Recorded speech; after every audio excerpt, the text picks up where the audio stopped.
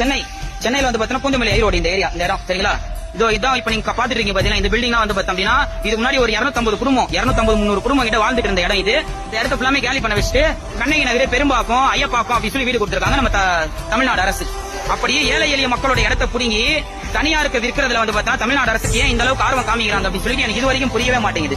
கட்டாயம் ஆமா அது கட்டாயமா இது எங்க இடம். நாங்க எவ்வளவு போராடணும் வர முடியாது. இது வந்து தமிழ்நாடு வீட்டு வசதி வாரியத்துக்கு சொந்தமான இடம். ஆனா நீங்க 3-4 தலைமுறையா இங்க தான் இருந்திருக்கீங்க.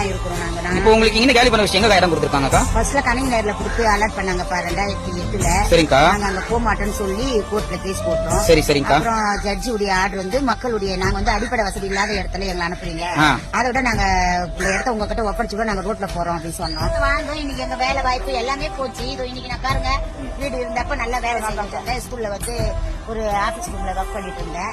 என்னால அங்க போய் ஒர்க் பண்ண முடியல. அவ்வளவு லாங்ல இருந்து வந்துட்டு வீட்டு வேலை செய்யறவங்க எல்லாம் 5 மணி 4 மணிக்கு எழுந்து வந்துட்டு வேலை செஞ்சுட்டு வீட்டுக்கு கிடக்குறாங்க. நாங்க இன்னைக்கு இந்த தெருவுல கடை வச்சிருக்கோம்.